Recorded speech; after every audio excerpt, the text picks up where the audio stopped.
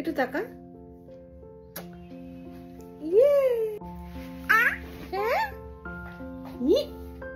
এই যে কইটা কিট্টু কই কই কই কই ও ওখানে যাবে। হ্যালো এভরিওয়ান, আমি সুস্মিতা। আমার একটি ছোট্ট ব্লগে আপনাদের অনেক অনেক স্বাগতম। আর এখন আমরা রয়েছি আমাদের দেশে, আমাদের হোম টাউন রায়গঞ্জে। তো এখানে আসা, কিট্টুর দাদু ঠাম্মিকে সারপ্রাইজ দেওয়া, এছাড়া আরও অনেক কিছু আপনাদের সাথে শেয়ার করার রয়েছে। সেগুলো না হয় একটু সময় করে এখান থেকে ফিরে গিয়ে বড় ব্লগের মাধ্যমে আপনাদের সাথে ভাগ করে নেব। আপাতত এই ব্লগটা রয়েছে 31st নাইটের।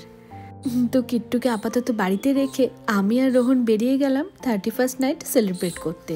কিট্টুর এখানে এসে প্রচণ্ড ঠান্ডা লেগেছে, মানে হঠাৎই সর্দি নয় বরং কাশি হচ্ছিল, আর সেটাও আবার রাতে ঘুমানোর সময়। তাই ওকে আর রাতে আমরা কোনো মতেই বাইরে বার করি না, যদিও বা আমাদেরও শরীর খুব একটা বেশি ভালো নেই। তাও ভাবলাম এতদিন পর যখন এসেছি আর কিট্টুকে এখন আগলে রাখার অনেক লোক রয়েছে, তাই নিশ্চিন্তে ওকে বাড়িতে রেখে আমি আর রোহন চলে এসেছি ক্লাব হক্সে।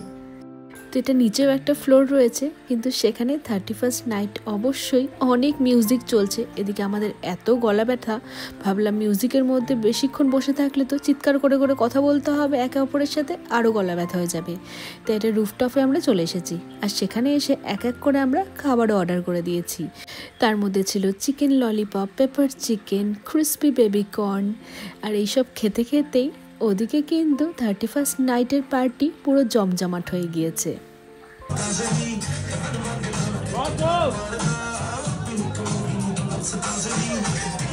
তো নাচ গান খাওয়া দাওয়া হইহুল্লোড়ের সাথে আমরা প্রত্যেকেই রেডি, আর কিছুক্ষণের মধ্যে পুরনো বছরকে টাটা বাই বাই করে নতুন বছরকে ওয়েলকাম করার জন্য। আর এরই মাঝখানে আমরা মেন কোর্সে অর্ডার করে দিয়েছিলাম, সেখানে ছিল চিলি চিকেন আর বাটার নান। তো খাবারগুলো খেতে খেতেই হঠাৎ দেখলাম আকাশে আতশবাজির মেলা বসে গিয়েছে। ঠিক বুঝে গেলাম যে ঘড়ির কাঁটা 12টা ছুঁয়ে ফেলেছে। 2024কে টাটা বাই বাই করে 2025 চলে এসেছে।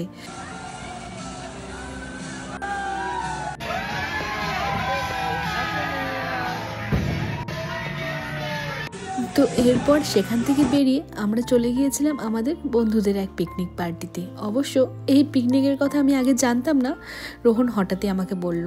তাই ভাবলাম ঠিক আছে, বাড়িতে ঢোকার আগে মানে বাড়ি থেকে একদম কাছেই এই পিকনিকের আয়োজন করা হয়েছিল, তাই বাড়িতে ঢোকার আগেই বন্ধুদের সাথে আরেকটা ছোট পিকনিক করে নেওয়া যাক।